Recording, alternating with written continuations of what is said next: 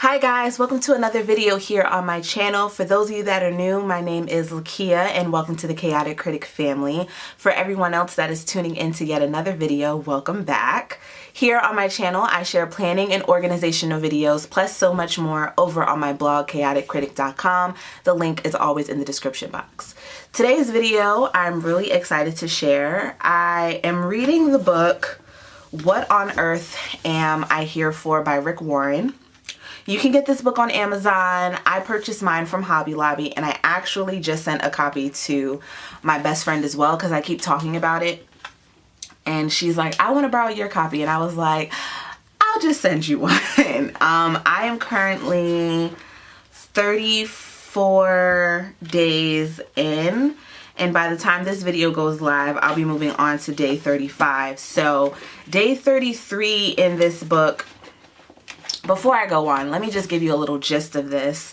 I first heard about this book when Michael Phelps did an interview for the last Olympics about his journey through recovery and getting back to the Olympic team, and that Ray Lewis, the football player from the Baltimore Ravens, gave him this book, and it just gave him a whole different perspective. And it's a book that I've been wanting to read for quite some time. I've had it for a little over a year, and this year I decided, you know what, instead of looking at it and say I want to do things in general, I'm just gonna, start doing and start acting on what it is that I want to do, and not just, keep saying I wish I could have, should have, would have kind of thing, to just actually do it. So this book was one on the list of things that I wanted to read, so I started my year off reading this. I've been reading it since January 1st, and I've been taking notes in my wellness planner. This is beyond just being a faith planner, and I'll link more on my blog post of why that is. I just have more than just faith stuff in here. I have things about my anxiety and depression and things that I'm listening to, just motivational, positive vibe things overall. But the first chunk, the large chunk of this is my faith section. And getting into each week, so here's what I do. I put my week in my bookmark in the middle. This is a happy planner bookmark. And then what stands out to me from each day, I write it in this portion. This is the horizontal mini happy planner. But when it's something that really is more for that day, that really stands out than just a few lines, I will go in and write it out. But this one, this day that I read, day 33, was How Real Servants Act. And it was one that really spoke to me. So I thought, instead of like writing this solo dolo, that I would, come on and, share it with you guys. So I'm looking for some polka dot paper. So that's what I want to use. Okay. I'm going to use this one. So this paper is actually the Supermom paper. It is not the regular Happy Planner paper, but this was the only filler paper that I could find. So what I did was, this said Mommin' So Hard, and then this one, the polka dot one, said Super Tired. So I just took stickers and put them in those sections.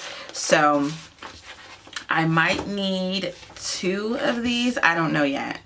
But here in this section, coming back to this week, I'm going to be putting it here, but it's specifically going to be for day 33.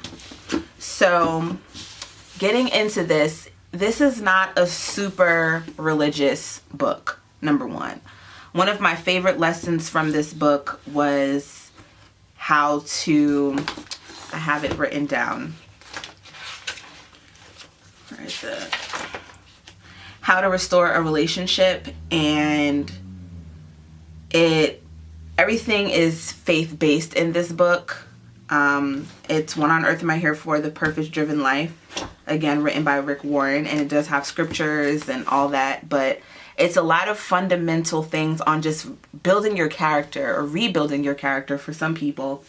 And I just absolutely love the format of it. And some days, some things speak to me more than others. That's just life in general. But I definitely wanted to, like for this one, the How to Restore a Relationship, this was 2 pages here. And this one I wrote something completely different. I wrote the wrong thing. So again, just, you know, using a sticky note. It's nothing too fancy, but I wanted to document this lesson. So I thought that I'd come on camera and do that with you guys. So going to day 33, there's just so many things. And I use my Crayola Super Tips to highlight things. It just works best for me. So I'm gonna go in and just write in all of my notes, trying to see if there's something in particular. Yeah. Okay, so, oh man, there's so much. All right. And there's also a workbook that goes along with this book as well. I do want to get it, but for now, this is all I have. So I'm just going to put day 33, how real.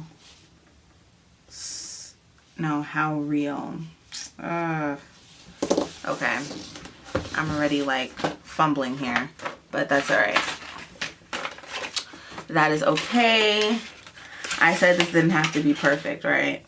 So that's where my Dollar Tree stickers come in, and it is what it is. And I love these shipping labels. Whatever planner you have, these shipping labels are amazing. You can print on these. I have printed things on these. Print, right, whatever. They are 4x6 size. But I like to trim them, rip them, whatever, to make them work for me. All right, so how real servants act. Perfect. Okay. So just going in and jotting down. I like to write in everything that I have highlighted. So we serve God by serving others.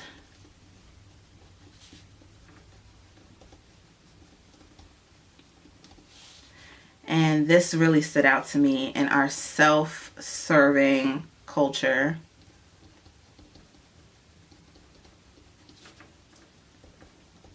There's this me first mentality.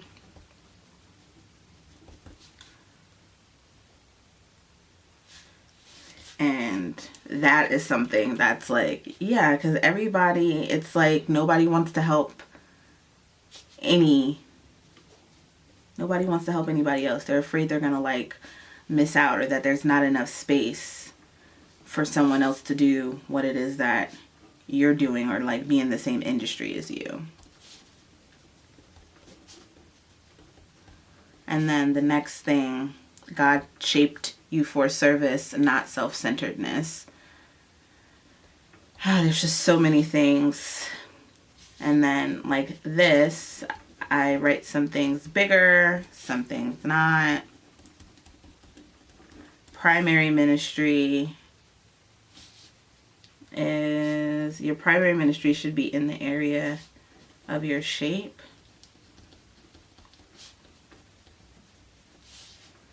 And then the secondary ministry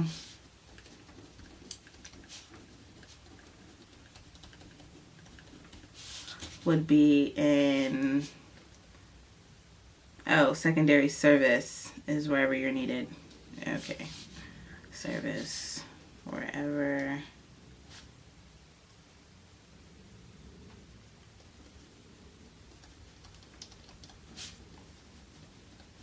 you're needed at the moment. And again, I messed up a little bit.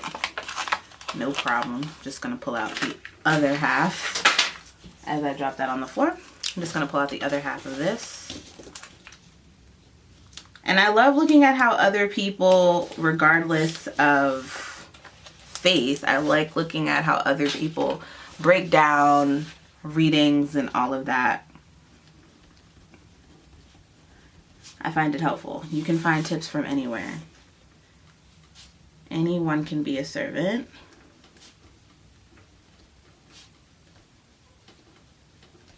All it requires is character.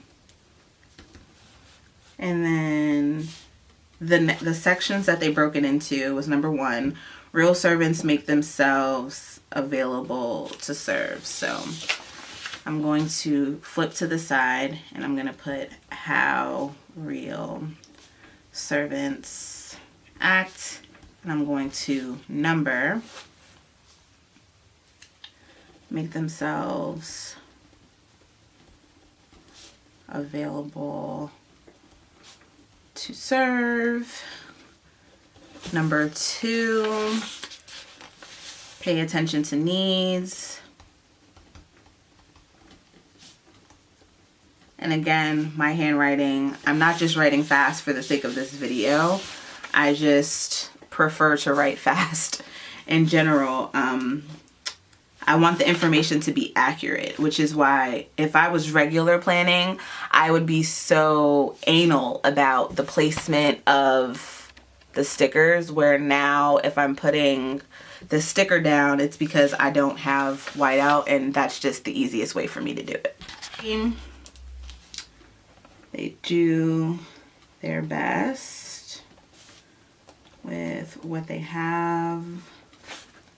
And of course you can abbreviate when you're writing things out, however makes sense to you. With equal. So like for me, I do abbreviations, just like the basics, like with and.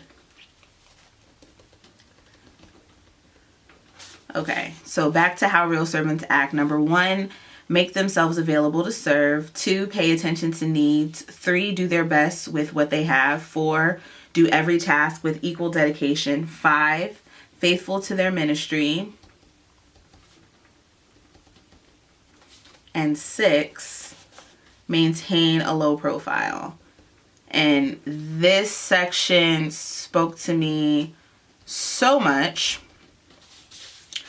because in maintaining a low profile, you're doing things not for recognition. You're doing it because it's your calling to do it. It's the part that this sentence here, unfortunately, many leaders today start off as servants but end up as celebrities. And I have a cousin that owns a mega church, and it's always been conflicting to me, to be completely honest.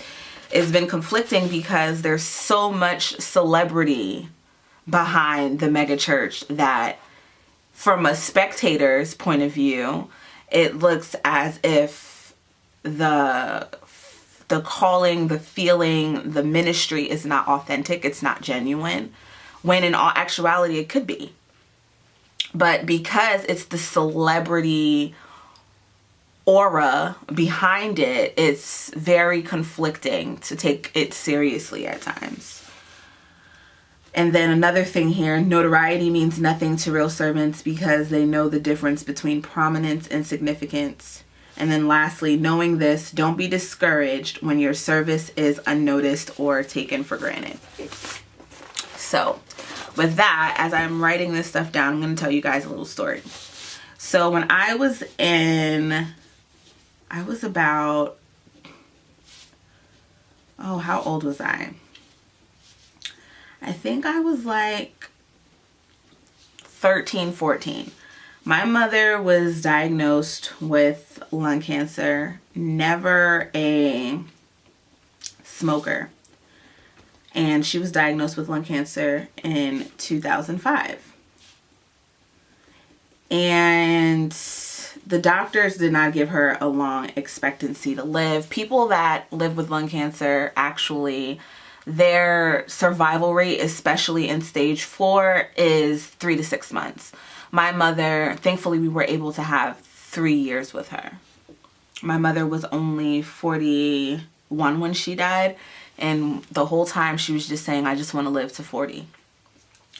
So my church had so many you know, organizations that would raise money for different causes. And I wanted to start one for, you know, kids or people in general that had lost a parent, relative, what have you, to cancer. And I made a pamphlet and everything. I had everything written out. I gave a little background on my story, as I'm doing now, why it meant something to me to have this organization, why I thought it would be helpful. And I gave it to one of the deacons in the church. And he looked at me. I'll never forget it. This is why things when you're younger really affect you as you get older. And that's why it takes people a lot longer to deal with things as adults, because they were hurt when they were younger. But I handed it to him and he looked at it and he said, "That's nice." And he literally walked away, and I never heard about it again. And that was literally like, for me at that time, my grandfather was also battling an illness.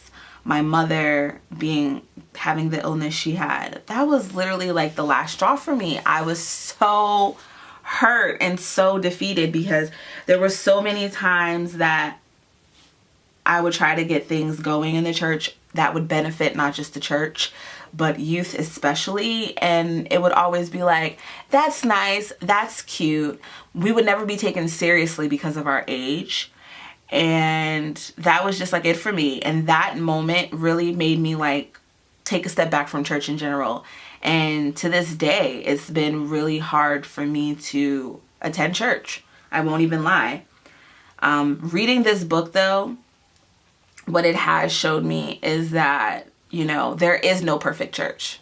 There's no such thing as a perfect church. Every church has its flaws, and no matter the religion, denomination, none of that. Every church has its flaws, everything. There's nothing that's perfect. And when you go from church to church to church to church, there's people that do that as they're trying to find a church home. But then there's other people that I've encountered that they go from church to church when there's an issue. They leave a church because they didn't like how this went, so they're going to another church, and then there's an issue there, and then they go to another church.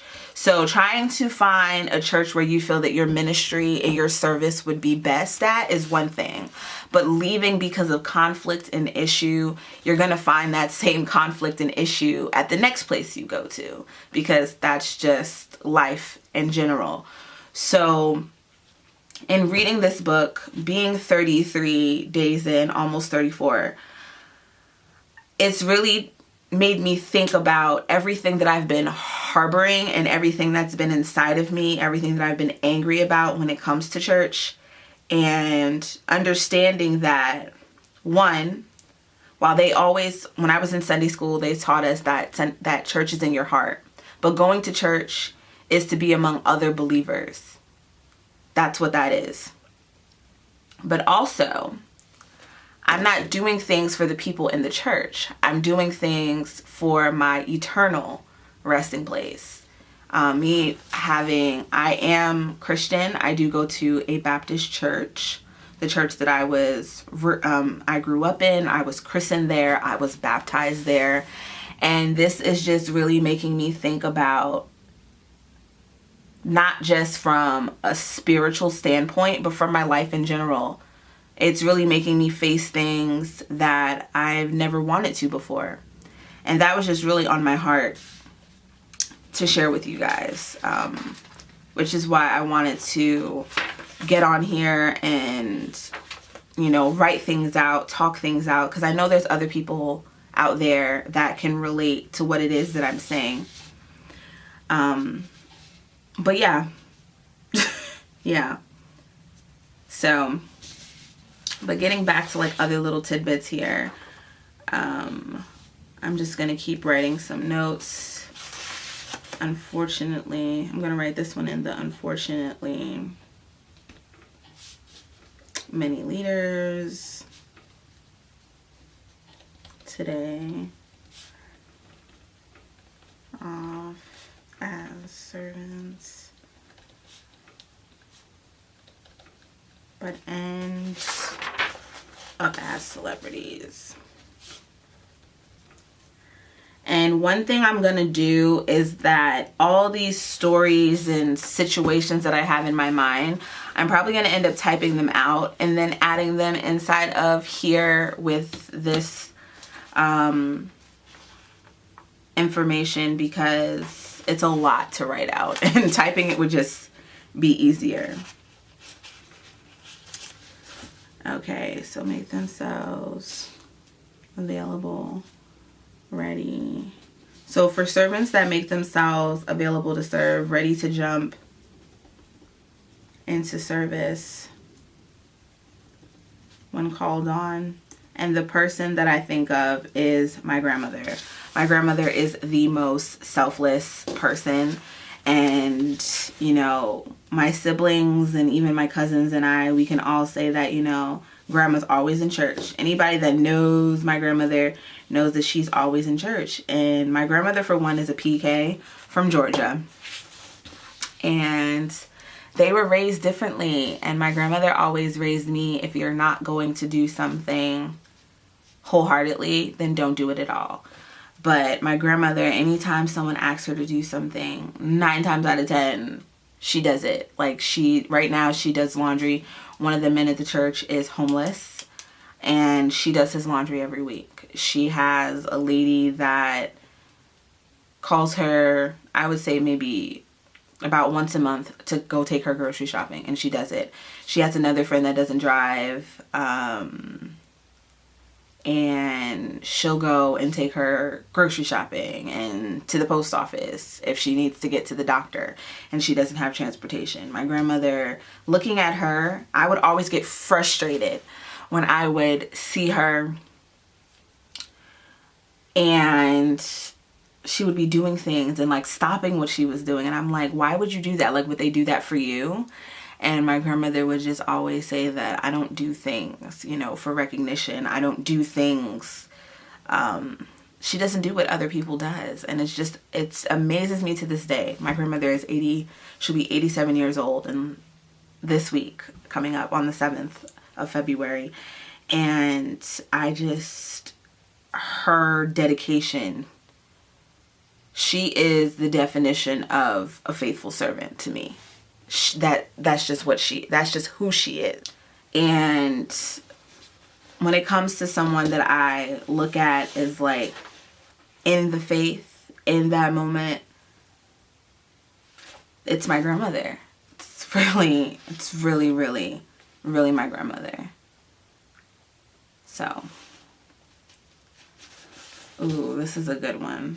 Real servants do what's needed.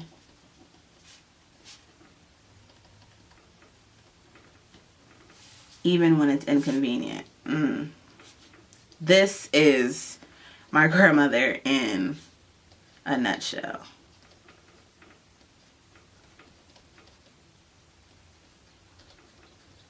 She doesn't see things as an inconvenience though, you know? And having someone to look at like that, it's inspiring because she just doesn't, she's so selfless. She is so selfless. Another thing in here is about tasks. And if you think you are too important to help someone in need, you are only fooling yourself. You are really a nobody. It is in small services that we grow like Christ. Giving back in general is something that I've always loved doing. It's something that I've done all my life. Through my church, there is, even though I don't attend church regularly, there is a missionary society where the whole purpose of the organization is to give back. I've written about it on my blog, and I actually did a video on it in December about gifts that we were going to be giving to the patients at a local nursing home. And these patients, every 4th Sunday, there's a service given to them. And when we can, we give them a gift. I think out of the services are held from November to May, every cycle. And the only time they don't get gifts, I think, is in like March. Because they get one in November for Thanksgiving. December is Christmas. Oh, January is one where they don't get it either. Because we just gave a big gift in Christmas. Like, Christmas is when we are able to do more. And for the longest time, my grandmother and I would spend out of our pocket. And it was never something that I ever wanted a refund for. It was always just something that I did because I truly wanted to. So one of the question at the end of each day in this book, the question was, which of the 6 characteristics of real servants offers the greatest challenge to me? And out of the 6 that I read, the one that gives me the greatest challenge is to maintain a low profile. Because there's still this part of me where I'm not doing things for recognition, but then when I see other people getting recognized for it, it hurts. Because it's like, we were told no. I was told no. What makes their idea better? What got them the go ahead? What got them the green light to make that happen? So that's where I'm conflicted. Because when I do something, like I said, I do something 100%. And if it's not 100%, then I just don't do it. But I would say maintaining a low profile, going back to knowing this, don't be discouraged when your service is unnoticed or taken for granted. Because you can't take things like that personal, and you can't stop doing things because someone didn't recognize what it was that you did. You're not doing things for other people. You're of service to people, but you're not doing it for their approval, if that makes sense. You don't need the approval of other people to do anything in life. If you feel passionate about something, if you feel like it is something that is on your heart to do, do not let any roadblocks stop you from doing it. Because if you continue to do that, then there's going to be so many things, and I'm speaking from personal experience, there's going to be so many things that pass you by that you're never going to be able, you're going to be stuck in this box. You're going to be paralyzed by the fear of people not accepting you, that you're not going to do anything in the first place. And for me, this chapter per se is something that just spoke to me all around, all encompassing, because it really speaks to my situation of me not attending church and why I faltered in my faith. And it's because the low profile is that I wasn't expecting. At first I wasn't expecting, but because someone else got the recognition, it rubbed me the wrong way. To be completely honest, it just did. So that is something that I have to work on for me. I can't continue to let other people, religious in my church family or just everyday people, I can't let that continue to bring me down and hinder me from moving forward. I just can't let that continue to happen. So I'm going to stop here. And like I said, there are some notes that I'm going to end up typing up, but this is just this whole chapter just spoke to every single part of me. It really did. So I am so happy that you guys tuned into this video. I hope that my rambling, you were able to take something away from it about just how when I'm reading something, my thought process. I don't just read and then not take anything away from it.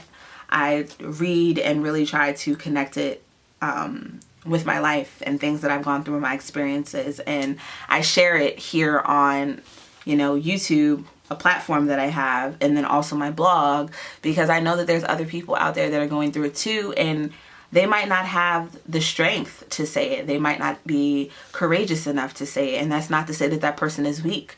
Everybody just, some people are just so stuck and, like I said, paralyzed within themselves that they need motivation. they need that extra push. Some people just need that extra push. And if I am that extra push to just one, then that is all right with me. So thank you guys so much for watching. Again, for you guys that are interested in this book, it is called What on Earth Am I Here For? The Purpose-Driven Life by Rick Warren. If you have a Christian store in your area, it's probably sold there.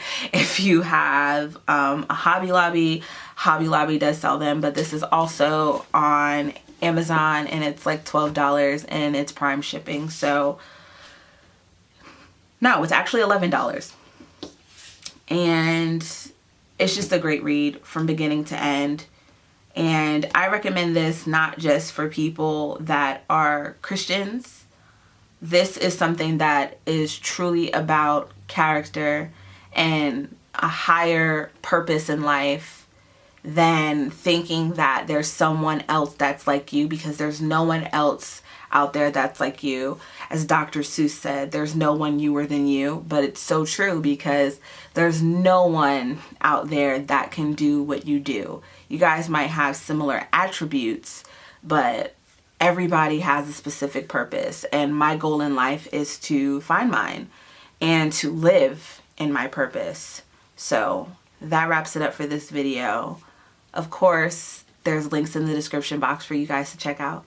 I would love if you checked out the blog, chaoticcritic.com, as well as following me on Instagram at chaoticcritic. Thank you again so much for tuning in. Let me know down below how you dissect your faith readings, and I'll talk to you guys in the next one. Bye.